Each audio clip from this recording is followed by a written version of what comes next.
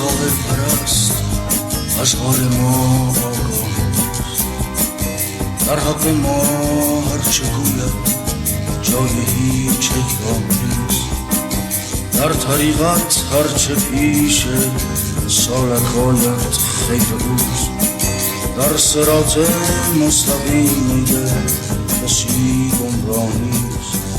این چه استغناست یا رب، این چه قادر حکمت است، این همه زخم نهان هست و مجال آه نیست.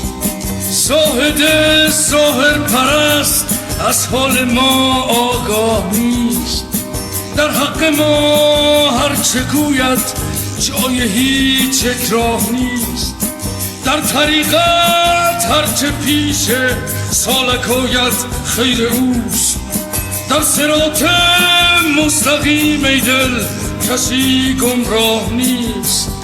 این چه استغناست یا رب، این چه قادر حکمت است، که این همه زخم نهان هست و مجال آه نیست.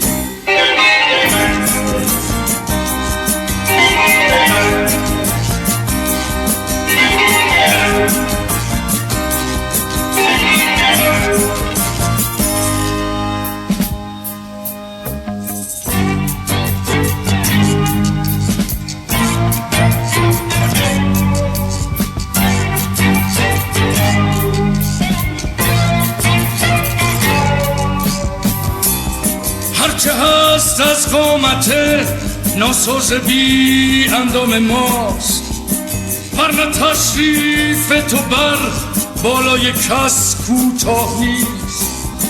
هر که خواهد گو بیا، ور که خواهد گو بگو، کبر و ناز و حاجب و دربان بدین درگاه نیست.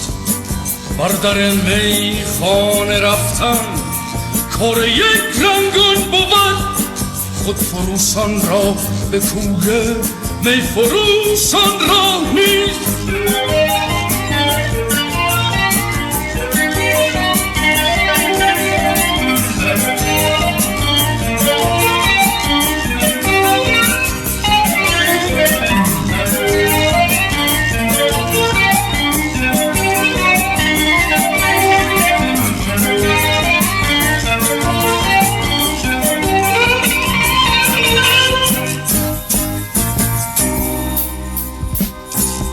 هرچه هست از قامت ناساز بی اندام ماست، ورنه تشریف تو بر بالای کس کوتاه نیست.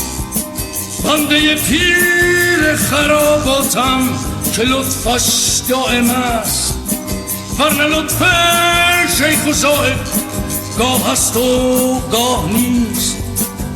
حافظ بر صدر نشیند ز عالی مشربیست، عاشق دردی کش اندر بند ما